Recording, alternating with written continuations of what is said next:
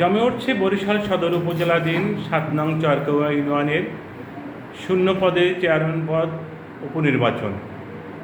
সব কিছু ঠিকঠাক থাকলে আগামী 4 জুলাই মনোনয়নপত্র জমা দেওয়ার শেষ ডেট এবং 27 জুলাই ভোট গ্রহণ অনুষ্ঠিত হবে। বিকাল 4টা থেকে সকাল 8টা থেকে বিকাল 4টে পর্যন্ত ভোট অনুষ্ঠিত হবে। এবার ইভিএম পদ্ধতিতে ভোট অনুষ্ঠিত হওয়ার কথা রয়েছে। এখন আমাদের সরেজমিনে ৭ নং চরকৌয়া পরিদর্শনে এলে এক হেভিওয়েট প্রার্থী খুঁজে পেলাম, তার নাম হচ্ছে ইমদাদুল হক সুরজ মোল্লা। আজকে সরাসরি তার সাক্ষাৎকার গ্রহণের জন্য এখন আমরা উপস্থিত হয়েছি। প্রিয় চরকৌয়াবাসী, আপনারা তার সাক্ষাৎকার আপনাদের উদ্দেশ্যে উপস্থাপন করতেছি।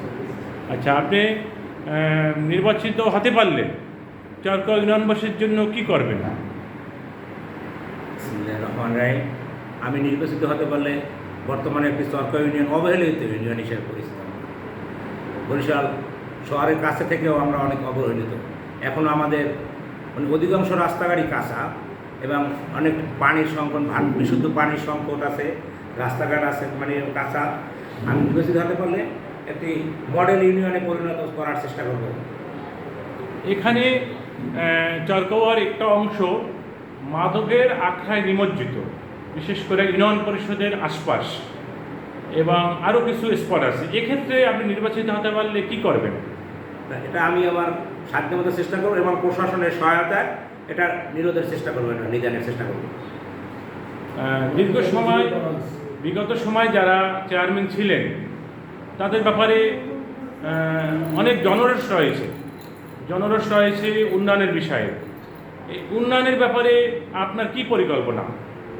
আমি আগেই বলছি, উন্নয়নের ব্যাপারে এটা আমরা অবহেলিত ইউনিয়ন এবং আমি আবার এই রাস্তাঘাটগুলো যেগুলো কাঁচা রাস্তা আছে ওগুলো হেরিংবনের চেষ্টা করব এবং যেগুলো খারাপ রাস্তা আছে এগুলো সংস্কারের চেষ্টা করব পর্যায়ক্রমে আর কি।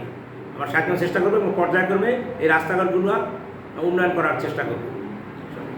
আমরা সরেজমিনে ঘুরে একটি প্রশ্ন উত্থাপন হয়েছে যে বিগত সময়ের চেয়ারম্যান ইউনিয়ন পরিষদের মেম্বারদের ভাতা প্রদান করেনি। আপনি চেয়ারম্যান নির্বাচিত হতে পারলে এ ব্যাপারে কি করণীয়? আসলে কি, এই ভাতা টাতা এগুলো নিয়ে আমি কখনো ভাবি নাই যে ইউনিয়ন পরিষদে কোনো কিছু ভাতা এদের দাবি, কোনো কিছু টিআর কাবিকা এগুলো আমার এইগুলো যারা ইউনিয়ন পরিষদের যারা ইউপি সদস্য আছে তাদের নিয়ে এগুলো বন্টন করা হবে। এই ব্যাপারে আমার কোনো ব্যক্তিগতভাবে কোনো স্বার্থও থাকবে না, তারাই বন্টন করবে তাদের সবাইকে নিয়ে, যাতে জনগণের মাঝখানে এগুলো পৌঁছতে পারে। এই টিআর কাবিকা যদি যাই আসুক এরা জনগণের ভিতরে যেন বিতরণ করতে পারে, আমি ইউপি সদস্যদের নিয়ে সেটাই করার চেষ্টা করব। আরেকটা বিষয় যে বিগত উপজেলা পরিষদ নির্বাচনে ভোটার উপস্থিতির সংখ্যা 30%-এর মধ্যে ছিল। এবারে আপনার সম্ভাবনা কি? আপনি কি মনে করেন আপনার এলাকার জনগণ আপনি কত % উপস্থিতি করতে পারবেন? বিগত এই বছরে শুধু একটাই ব্যালট, প্রতি বছর তো মিনিমাম কত 3টা থেকে 3টে ব্যালট হইতো, যার ফলে তিন স্তরের লোকজনই নির্বাচন কেন্দ্রিক হতো। এবার ব্যালটেই একটা, শুধু চেয়ারম্যানই ব্যালট। তারপর আমি চেষ্টা করবো ইনশাল্লাহ জনগণের দ্বারে দ্বারে যাবো এবং দ্বারে দ্বারে দিয়ে তাদেরকে বোঝাবো নির্বাচনের আগ্রহী করার জন্য, ভোট কেন্দ্রে আসার জন্য আগ্রহী করার জন্য এবং উৎসাহ করার জন্য এবং নিরাপত্তাভাবে যেন জনগণ ভোট দিতে পারে, জনগণের ভোট দেওয়ার জন্য আগ্রহ আসে, তখনই জনগণ মিনিমাম 50% ভোটার উপস্থিত থাকবে কেন্দ্রে। আপনাকে ধন্যবাদ এই সাক্ষাৎকার দেওয়ার জন্য। আল্লাহ হাফিজ। আসসালামু আলাইকুম রহমতুল্লাহ।